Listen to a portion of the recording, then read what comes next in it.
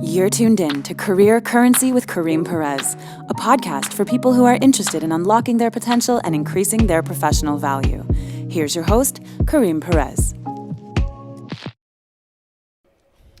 Okay, what's up, everybody? Welcome to Career Currency, the podcast for individuals who want to unlock their potential and increase their professional value. I'm your host, Kareem Perez, and we bring you the community builders, the influencers, the marketers who are experienced in the field and are going to give you tips, tricks, and ideas of how you can advance and accelerate your career, build your professional value, and make more money. So today, I have a special guest in the building, Brandon Hay. He's the founder of the Black Daddies Club, a Toronto-based community movement focused on building community and positive spaces for Black fathers.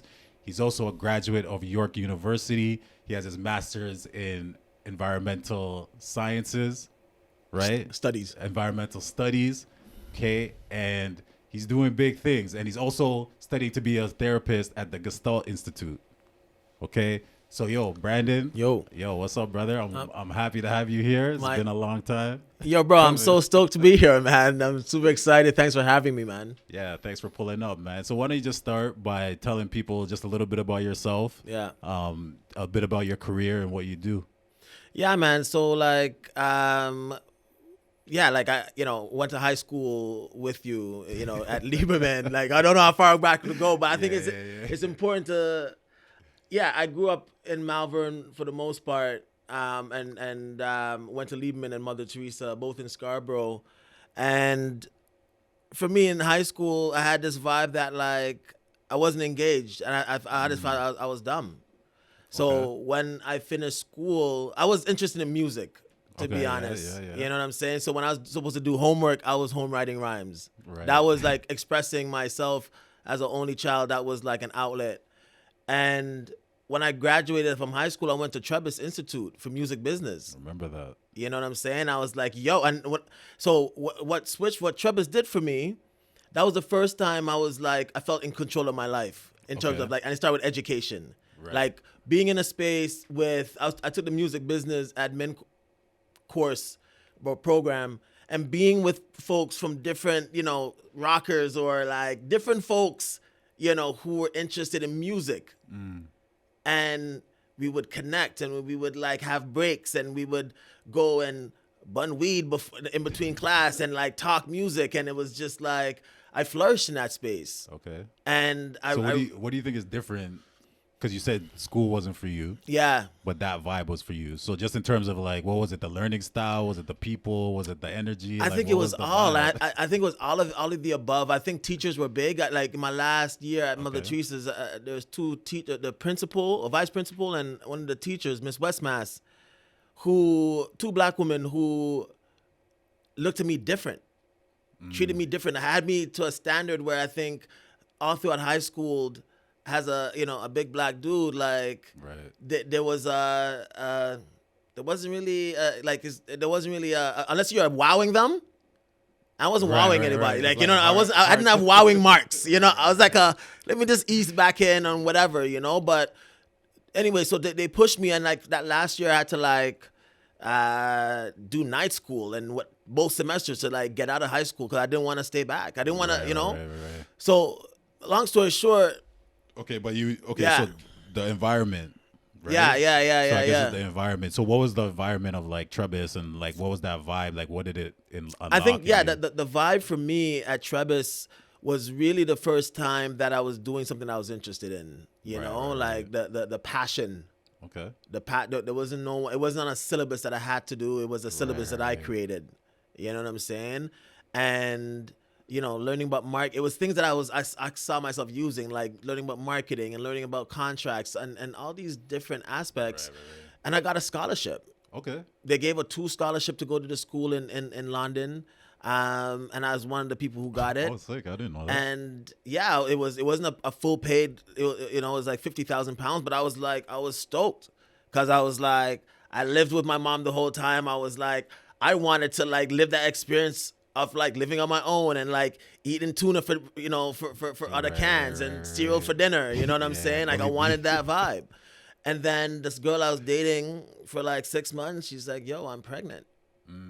Okay, so that was obviously a game changer. That was the moment. That was the so pivotal that was moment. before you went to London. I didn't go to London. Right, because- exactly. I got the news, and then a Right. few weeks later, I found out that I'm gonna be a And dad. how old were you? I was maybe like 20. Okay. So, for me, I didn't grow up with my dad. So for me, I didn't want my son to have the same experience. Right. The other piece around that time, that's when Napster came on the scene, and this building that we're in right now, Jeez, Napster. you know what I'm Yeah, saying? yeah. Was like what this was one of the buildings, the Universal building was where I wanted to do my internship. But then I would start to see like the crumbling of this sector. I just put a whole bunch of OSAT money into that. I was just like, yo, I'm expecting a kid. I have to go to London to do some other schooling. If I was single, no brainer. Like even if I don't end up in music, just to do the vibe or whatever, Right, would have the done. experience, yeah. But I was like, yo, I didn't want to like not be there for my kid. And I made a choice. I made a choice that like there's no regrets. You know what I'm saying? And I still feel like that was the better choice that I made. And I took a job in a bank, which I was shit at. I was down by Adelaide and Young, and I lasted maybe like 6-8 months. Right. Just like losing people's money. Just So for me, I was just like, okay, like I gotta work. So I was taking any kind of job I could do. I was doing factory jobs. I was doing security jobs. I was working at like movie sets, doing security jobs. There's one job, the Hulk, when Ed Norton played the Hulk, and it was shot at like Morningside Park in Scarborough and parts of it in Hamilton. And my job had to like guard tractors overnight. You know what I'm saying? Wow. for Like real. or till like late at night. Right. So I remember I'm there at Morningside Park and it's just like summertime, and it's like getting dark. And when it gets dark there's no lights, so it's just dark. Right. And I see these two like glowing eyeballs, and I see more. It's just a bunch of raccoons. So I jumped into one of the tractors, and I was like, I look back and laugh, but like these are what I had to do. You know what I'm saying? Yeah. You have to suck. I worked at whatever job I could. I worked at right. a marketing company called Jan Van, and from schooling, I did because I couldn't do any kind of particular program because I had to do like pieces. So I would like if a course came up at Ryerson, I would take that course. If I could take some continuing ed courses. So is this when you already had your son, or this is when you were expecting? This is when my son was here. So like all Okay, these jobs right. I'm talking about Right, now, and right, I'm talking right. like these are when I had my children, because like I had my three sons, and it came one year after the next. Right. You know what I'm saying? And it was just like it became like, yo, I have to provide. Okay, so let's. Yeah. So like you mentioned, you have 3 sons, Yeah. right? And obviously, when you had the first, that was life-changing Yeah. scenario. Yeah. So you started. At what point did you start the Black Daddies Club? So my second son, Julian, was about to be born. And I got a call. I was at my mom's house, living at my mom's house at the time. My third son, Elijah, wasn't born yet. And I heard the phone ring, and it was like this huge yelp. My mom yelped. I was in the basement watching TV, watching Sopranos. And my partner at the time came downstairs crying, like sick, like whatever. And I knew what she was bringing the phone. I knew it was something not good, you know? And she was like, yo. She got passed me the phone. It was my brother. And then I just picked up the phone. I heard my mom yell out, like, they killed Brian, which is my dad's name. I picked up my phone. My brother's like weeping. So yeah, they murdered Daddy last night. Damn. So your dad, is he here or is he? He was in Jamaica. Jamaica. Yeah. You know, so at that point, I went down to Jamaica and went to go bury my dad with my brothers and my sisters. And for me, that trip was pivotal because the going to the police officer, he was telling me how my father got murdered, and he talked about how an 11-year-old boy got paid the equivalent of $200 to murder my dad. Oh shit, man. And then 2 weeks later, that same young man got murdered by the same people who hired him. And then the investigators say, yeah, he ended that saying that with like, it's normal. Right. You know what I'm saying? Yeah. And when he said that, I was just like, yo, an 11-year-old kid killed my pops and then gets murdered, and you tell me that's normal. And for me, that moment was just like, I realized that there's a crisis within Black communities and a normalization of crisis within Black communities globally. You know what I'm saying? Whether it's Kingston or it's in Jane and Finch or in Malvern, it's like, if it's Black bodies, it's okay. And at that moment, I knew I wanted to do something in the name of my pops. Right. But I didn't know what it was. And I had to also go through these different emotions, you know? My third son was about to be born, and I was working at this factory overnight. And when you're working at factories, it's like I had a pen and a pad for ideas and stuff like that, you know? Creative dude. And I wrote on this thing around Black Daddy's Club. Or it's a club for... I wrote on Daddy's Club. Right. You know, because I was like, a club for like dads that can reason. Because I was like, yo, that's what I need at that time. So that's really how it sort of like the inception of like the Daddy's Club. And then later on, I just I put the Black on it because I wanted to make sure that I was able to talk specifically about Black men, Black fathers, and the things that we're going through specifically. Yeah, so I mean that's dope, man. And sorry to hear about your pops, bro. R.I.P. You know, it's like tough situation. But just thinking about like some of your stories, it just seems like your solutions were based on the things you were missing, right? And like identifying gaps within the market or within your life that is like, okay, some people will look for solutions, but if there's none, then you have to create them, right? So what were some of over the years, because how long has Black Daddy's Club been running now? 15 years. 15 years. Yeah. And what are some of the key challenges within the Black community that you're seeing, you know, in terms of lack of resources or challenges? I know you were doing some work out of the jail system as well before. So what are some of the key elements that Black Daddy's Club sets to tackle? You know, I mean, I think that's a really good question around, and it's a big question. And I think it's systemic. It's not one, you know, it's like it's a systemic, and we're drenched in it, you know? Yeah. And you also said something that I think in terms of I think it's important, is that like it is Black Daddy's Club in many ways has responded to a personal need. And some of those needs have shifted as I've grown over the 15 years as well. You know what I'm saying? But can you talk about like maybe even when you first started it, you start building the community? Yeah.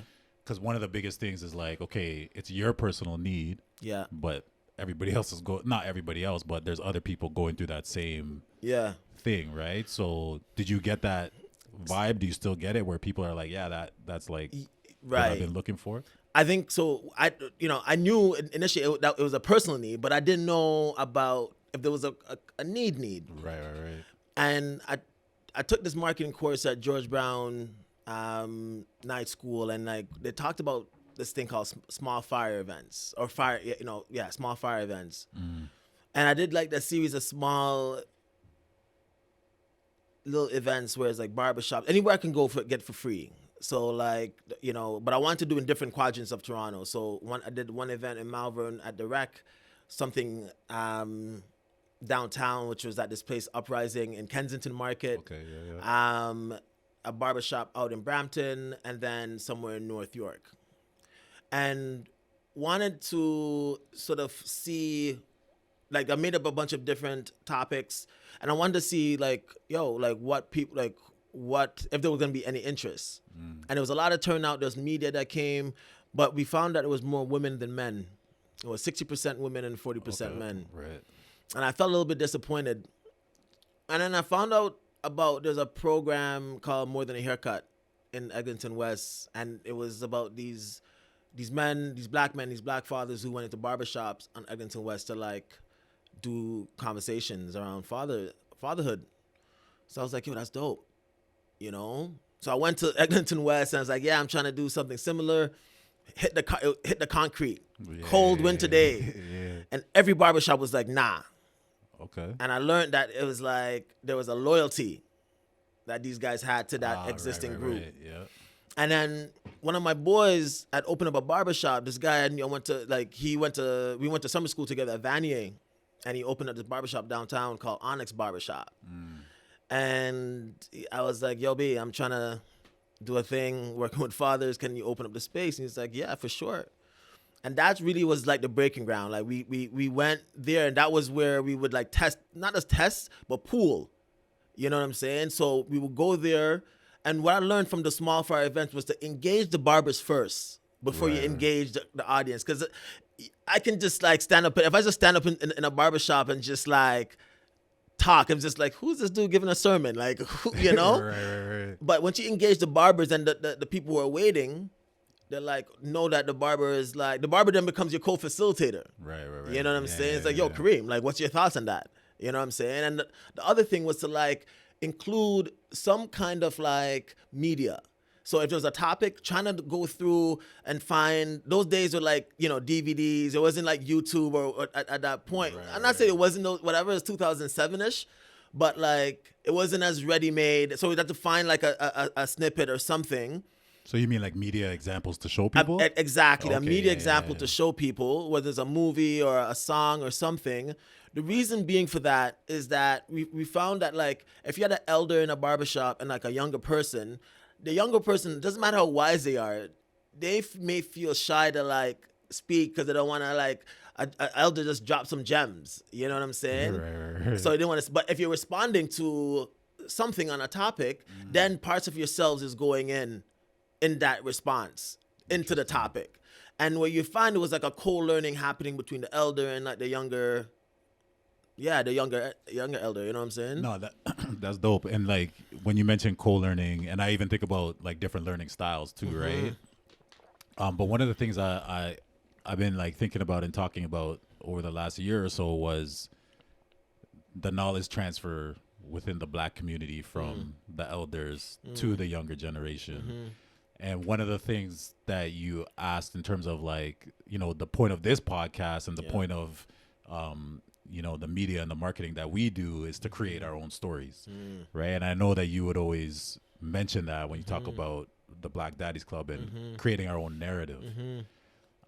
So so I guess it's two questions. One is, what do you see is in terms of the transfer between the older and younger generation? Because I know the older generation has done a lot of work, especially on the systemic side and on the governmental side, right, to break down those barriers. But I guess, are we using the right media to translate that information down to the next generation, or you think it's getting lost? Yeah, I mean, I think one of the things that we realized, you know, going back to that piece around the barbershop, one thing that the barbershop also did was to find out what other Black fathers were asking for, right? And they talked about, you know, doing engagement, like, you know, doing some events and like, or doing stuff that they can do with their kids, not just to talk in barbershops. And Right. And from that, when we started to do that, we did this research, right? We did the research and we partnered with, it was funded through the State of Toronto, and we worked with York University and OISE at U of T. And it was called Gathering Our Voices, and the report is on the BDC website. But in terms of the dissemination, you know, we created this file. We created this PDF. Right. Pretty, had a lot of information. But reality was that, like, it became just like a lot of the information, that's the great work that's been done in research, it just stays on shelf. It's not, we're not using it as like how to get it out. What was missing from that research from our end, and that was our first research, so we didn't really know, but it was just like asking the community.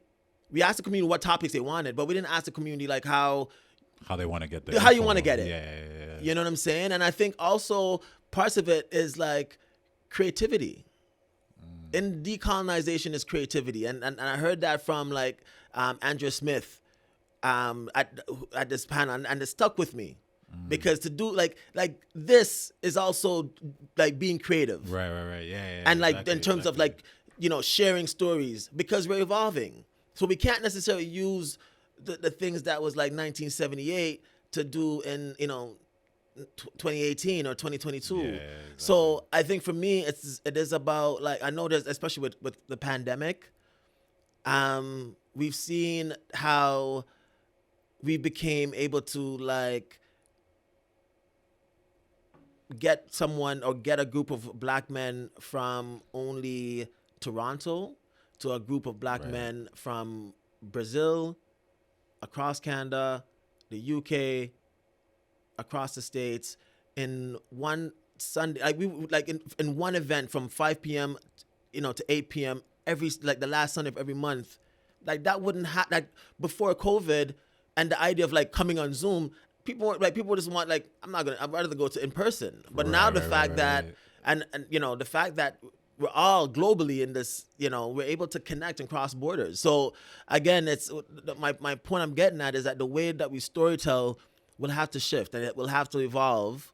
You know what I'm saying? Yeah. Much like Career Currency and Tech Effect is doing in this moment. Bless. So two things you said, like, around access to opportunity, and information, right? But let's talk. I wanted to just, like, shout out the Sunday Dinners Yeah. series, and can Yeah. you just, like, get into that a little bit more? How did it kind of, like, the idea come along, and when is the next one? Yeah. Some of that. For sure, man. So the Sunday Dinners is a monthly online gathering for black men and black identified men. And so if you are trans, if you are heterosexual, if you're bi, if you're gay, if you live with a disability, if you're mixed, as long as you identify as a black man, the space is for you. It's once a month. It's the last Sunday of every month. And the idea behind it is for black men to practice vulnerability with other black men. And for That's me, important. it was a need, and it's definitely important. As I, going through my separation, that was like one of the toughest moments of my life. To, like, be as someone who took pride in terms of, like, waking up and making breakfast and, like, and playing reggae songs to wake my children up to go to school, and, like, making dinner. Like, that routine was, like, super important to myself.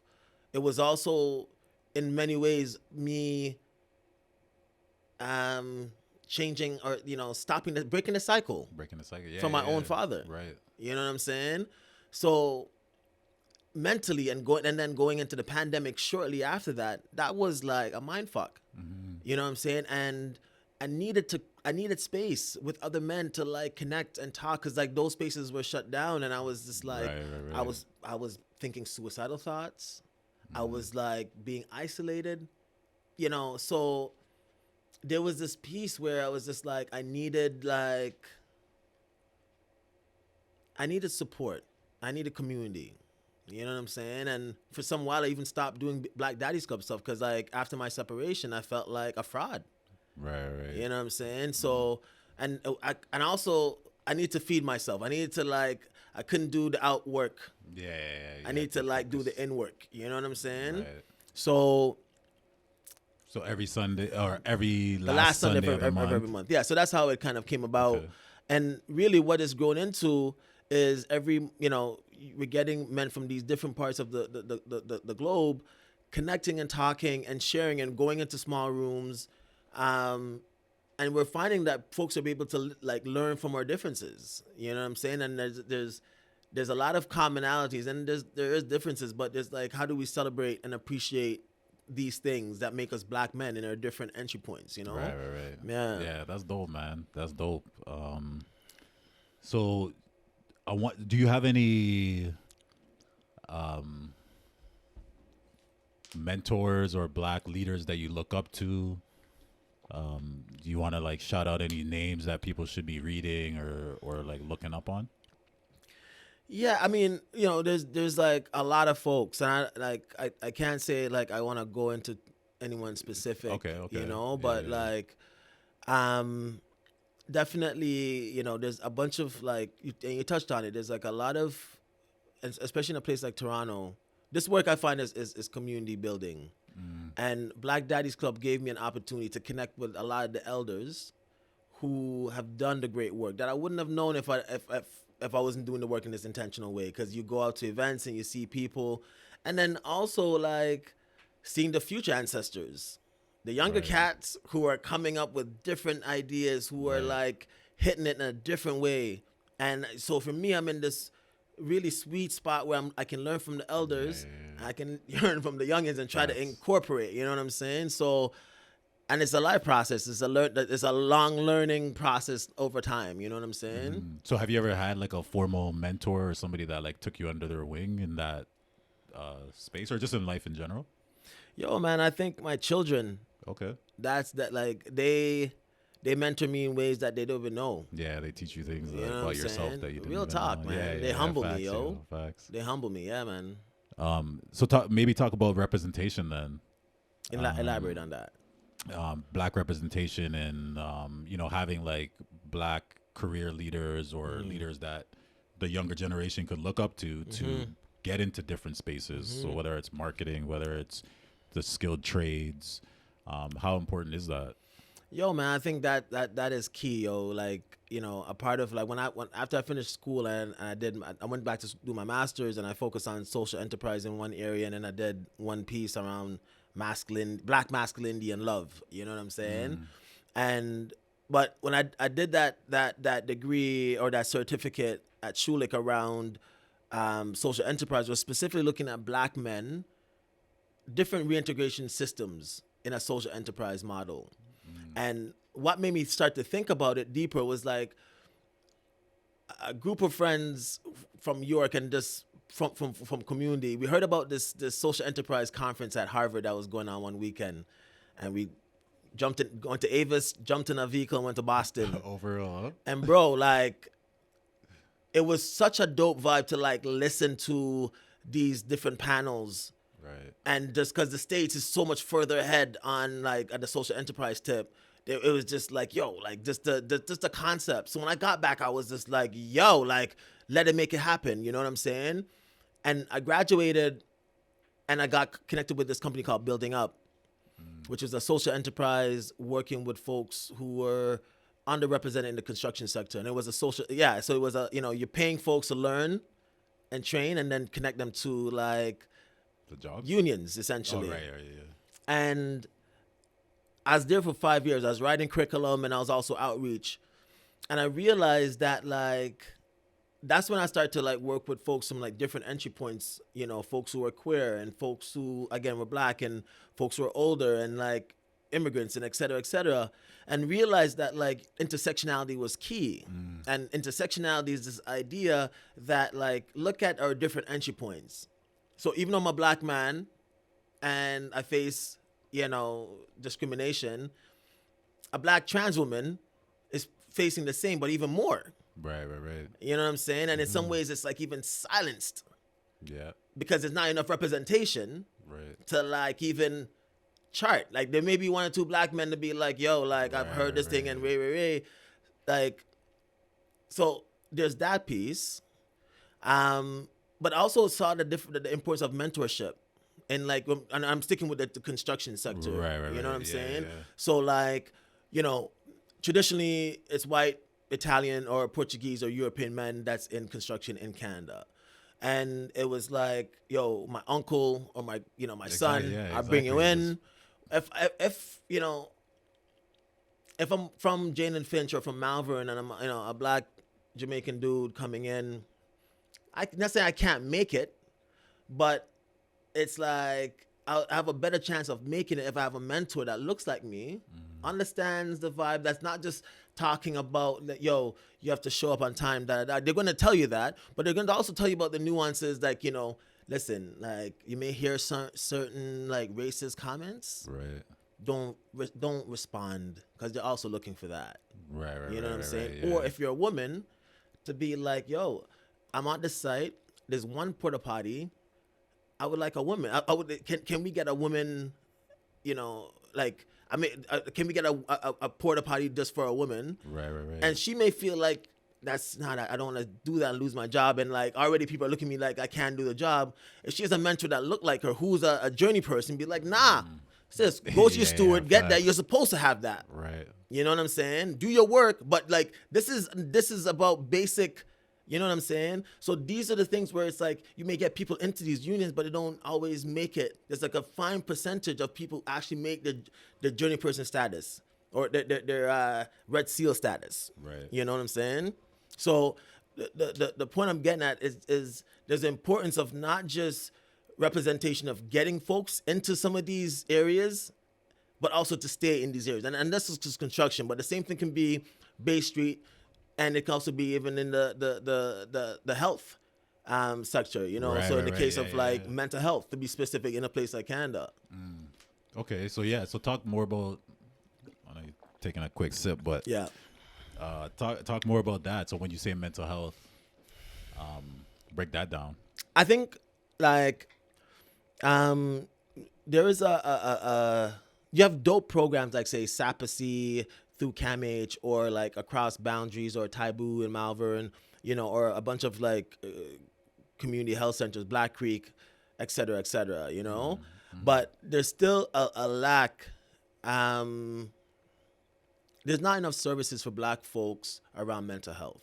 You know what I'm saying? And Black and mental health supports is not accessible for racialized and marginalized folks. The pandemic has shown that in a bunch of different ways. Right. You know what I'm saying? So like, well, you know, so I talk like my first time I was going through, I felt like depression, and I went to like my when the pandemic hit? Nah, before. This is way before. Right. You know what I'm saying?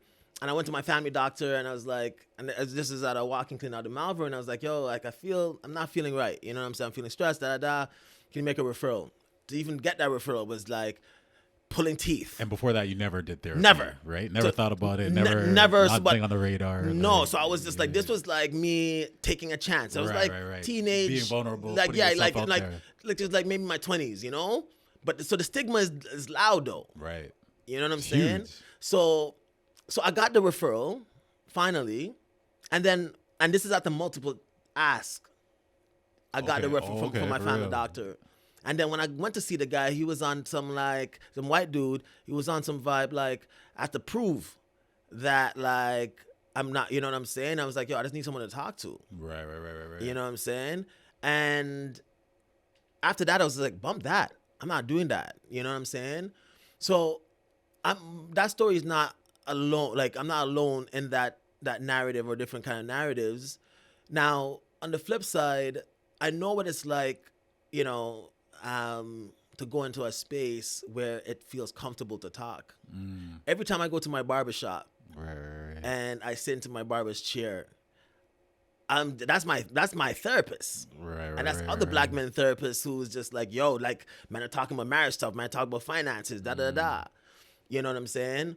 But the challenge is like, it's great to release, but like, your barber is also going through the same. They're not therapists. Right. They're going through the same thing. They may be giving you bad advice. They may be giving you great advice as well. But like, I think that, you know, we have to be creative about ways that we want to engage with Black folks and mental health. You know, there's like studies. There was a study that came out last year that said like, I can't remember, it's from a Canadian stat that talked about like over 60% of Black Canadians would visit more or see a mental health worker or practitioner if there was more culturally Right. represented. Yeah, you know what I'm that's saying? true. So it's just like there's all these stats to back it up. You know what I'm saying? But we just have to be like creative. And I think like groups like Black Daddies Club or other groups like Taibu or whoever, you know what I'm saying? And I'm not on the same level as Taibu. Like, let's get this straight, you know? But I know that no one's coming to save us. Right. And we have to be creative, and we have to like look at strategies of how we can sort of like survive. That's really, and going back to like, I'm doing the work that, again, from the need that I have, because like I've went to these other routes to like look for supports, and it's just not, and they're not there, or they're not a priority for other folks. But I know other Black men who are like, yo, I need something like this. You know what I'm saying? So it's like there's this movie, Field of Dreams, that before I started Black Daddy's Club, and I think about that, it's like the line of like build it and they will come, and that's been like the piece is just like build it and it will come, but then bring it to where folks are at. Right. You know what I'm saying? And like create the path by walking it in many ways. You know what I'm saying? So yeah, it's all an experiment, bro. No, it's really interesting, and there's like two things that's coming to mind. Is the first thing is around, I guess, you don't know what you don't know, right? So when you have these emotions or you have these experiences, a lot of them traumatic, is like you know you're not well, but you just don't know about the outlet of therapy and like who to talk to and everything. So there's like a huge educational piece there. But on the second piece, I feel like, okay, when it comes to the therapy, what you talked about is like, yeah, you can have those conversations with your boys at the barber shop or like your close peeps or whatever. Yeah. But for me, I always felt it was like the language, right? So like how to describe what you're going through, like having those tools and like the actual language to know like what is happening, how do I express what I'm going through. But also now it's like once I expressed it, like what are some of the things I should be doing, right? Like what are some of the resources or after that, right? So like did you find you got like more resources and more access to different things when you started going to therapy, like just different resources to help you through I mean, it gave me tools, yes, but this is why for me I felt like I had to do a step further and actually go to school. I'm not saying everyone had to go to become a therapist, Right, you know what I'm saying? But I felt like I really doing that personal work for me was super important, and especially after my divorce and my separation, I was just like, yo, I really want to like I need to heal. I needed to heal, and I needed like to that very point was like, what is it to do? And I knew there was also a part of my like, you know, that worm or that caterpillar shedding into a butterfly. I knew I wanted to shed. I just didn't know how. Right. You know what I'm saying? And what I liked about the Gestalt program, again, even though it's 5 years, you know, it was a long time to be a very I'm going to take this time selfishly and work on myself, so my children can benefit, my relationship with their mother can benefit, but also any kind of future relationships that, you know. And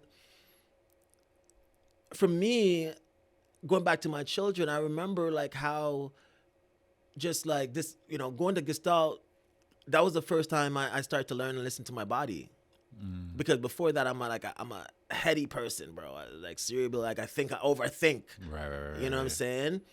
And realizing that like there was some moments, especially in the pandemic, where just like listening to my body and like engaging with my sons and now teaching from or parenting or co-parenting from outside the home versus inside the home, I had to like use Gestalt in a lot of ways to like recognize when my body's like, yo, when I'm getting pressured or when I'm getting angry. Right.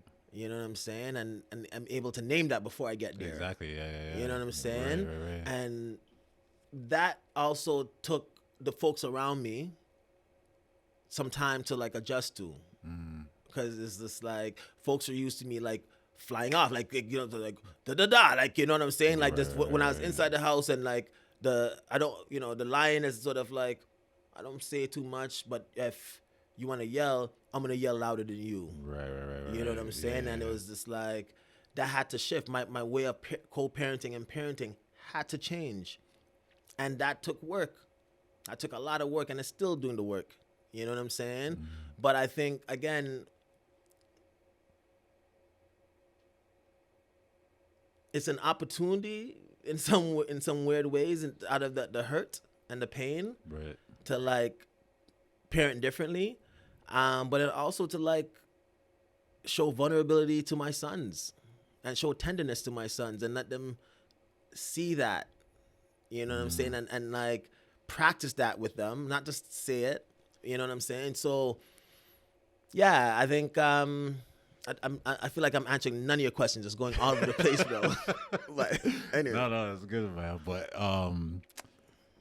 I wanted to, so you mentioned your sons, right? Yeah. Which you're very passionate about, and just like Yeah, your journey is amazing. I mean, you know, I know you from high school, and like, it's just like blessed to see everything you do. But you mentioned that this year you said it's the year of the Black family, Yeah. right? And I know you have a partnership with the AGO. Yeah. And you're doing an event Yeah. at the AGO. And the funny thing is, when my son, who's 13 now, was 2 years old, Yeah. and I didn't know what to do with him on the weekends Yeah. as a new father, you had an event at AGO, Yeah. which I came to, Yeah. and I remember that vividly. So maybe just talk about the partnership a little bit and talk about what the event is and just your idea around the Black family. Yeah, man. I think with the Black families, the partnership with AGO has been over 10 years, and that came from a partnership we had with Kids Up Front Toronto, where, you know, going back to the barbershops, dads were saying, yo, I want to do things with my children on the weekends, you know? And there's something beautiful around going to places like the, you know, a Raptors game or the AGO with a group of Black men. It was just like, we become like a part of the exhibition. It's like our exhibition within ourselves. And there's an important, and again, representation matters, is this idea of like almost like reclaiming the space. Right. Because the AGO is like super white. You know what I'm saying? And when I go to AGO by myself, I feel intimidated straight. Right. You know, to the point I mean, I'll go to see an exhibit because I don't really feel like being whatever. But when I'm walking with a group of Black men and our sons or our daughters, there's a power I feel, you know, to be a part of this. You know what I'm saying? And with Family Day, I thought it was really important that, especially with the pandemic, you know what I'm saying? Like, I see it, you know, like, I'm hearing stories of Black men, you know, talk about like how the pandemic has been used against them to like be able to, like, if it, you know, because of the pandemic, you know, you can't see your kids, or your kids can't come over, and it's been in some ways being weaponized, you know, or people who are vaxxed, you know, in conflict with folks who are not vaxxed, and people are at conflict because of these different ideologies, you know what I'm saying? That it just adds another layer. Right. So it's like we said, okay, we want to make sure this event is virtual so everyone can go. So whether I'm vaxxed or not vaxxed, I can still engage with my family at this thing. We also decide to, like, because we wanted to make sure there's a you know, first it was when we were working with AGO, it was like, how do we want the event to be? Do we want it to be like, you know, because it's going to be on Zoom, where everyone can see the window, everyone, whatever, and it's going to be intimate. I was like, yo, I don't know if I would, if I'm in my house.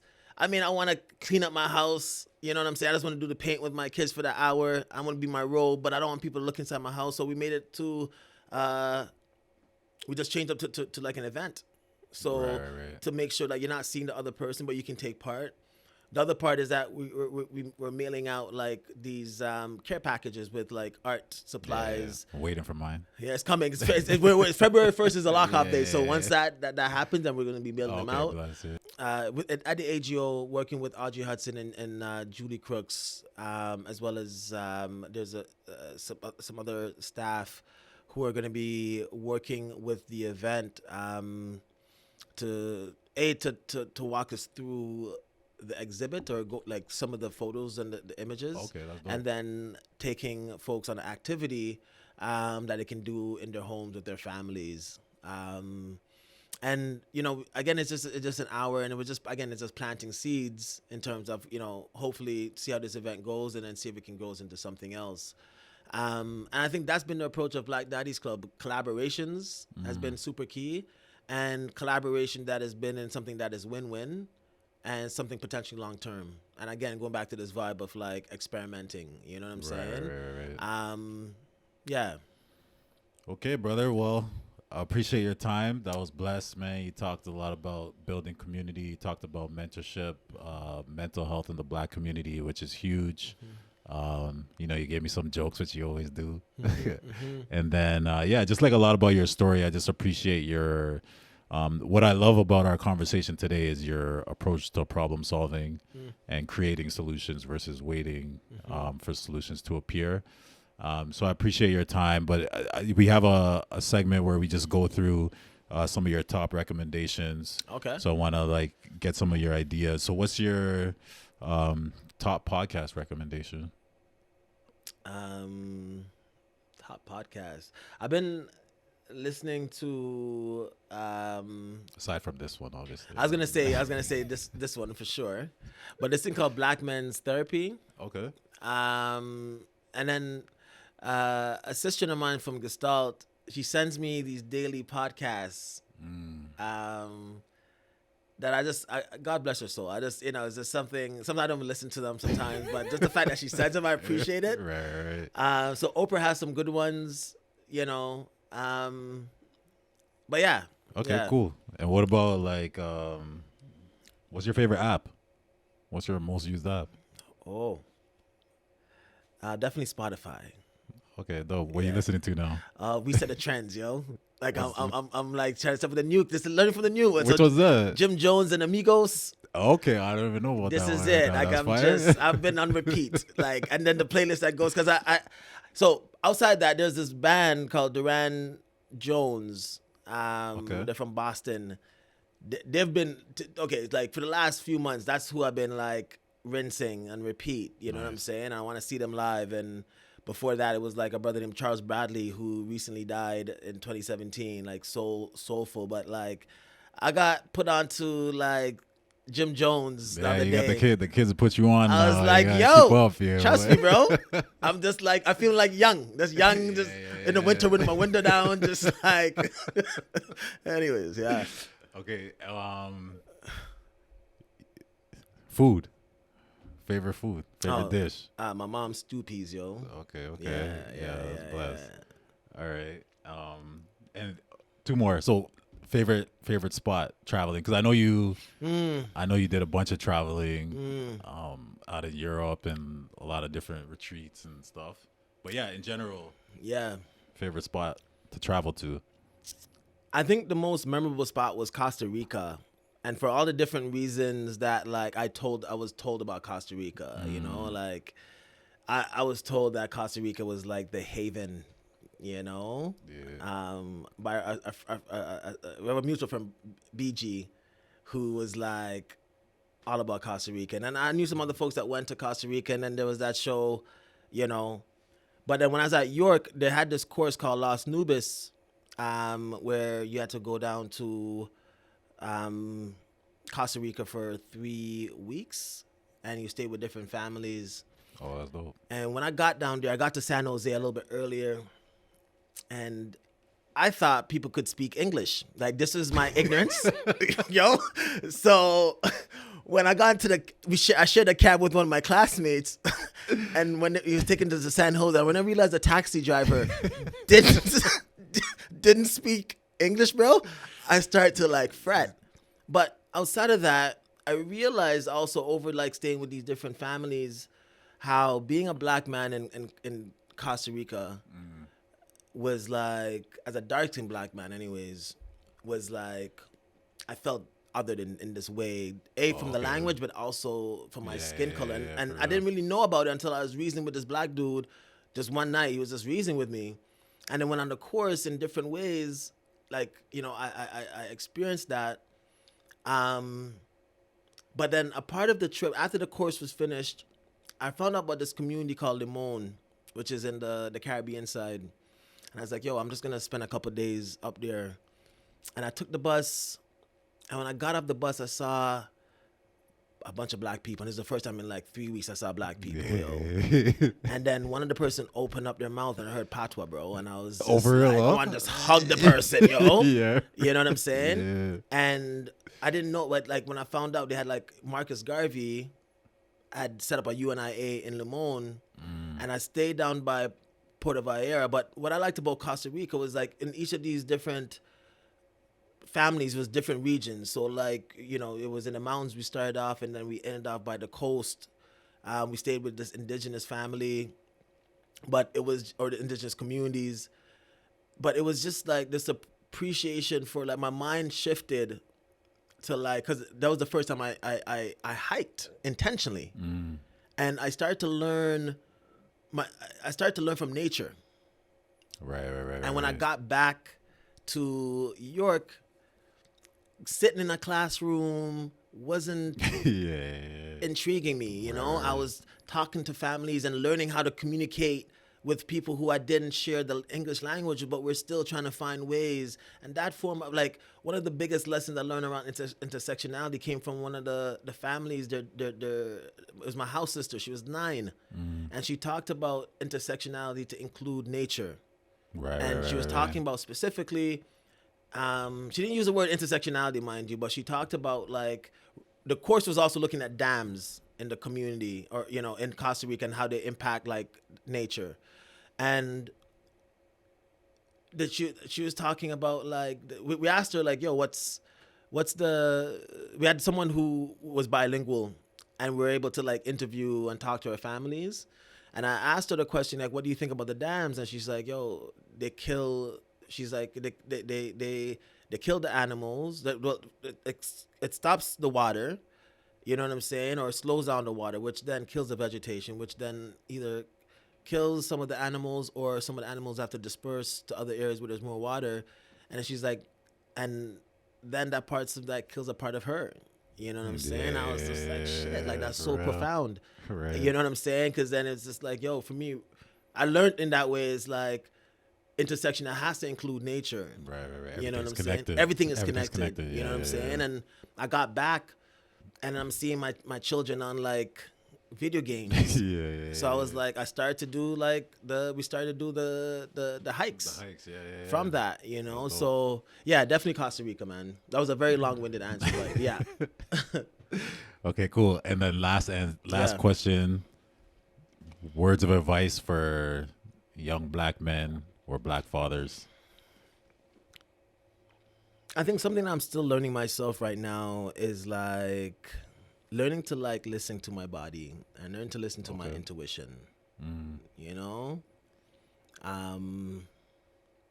it's a gift from whether you believe in God or universe or the ancestors. It's a gift. And what I start to learn from Gestalt is, like, it's like this piece of, like, again, listen to our bodies. That's where all the information is, you know. So me ignoring or listening to my head because of ego, as an example, and my body may be telling me, nah, B, you don't want to do that, you know. When each time I've not listened to my body, something it doesn't go well, you know, usually. For black fathers,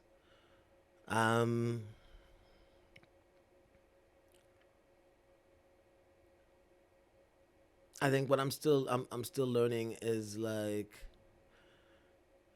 and, you know, black fathers who are separated or going through divorce. I think I would say, like, take care of yourself and your mental health. And show up the best way you can, but show up.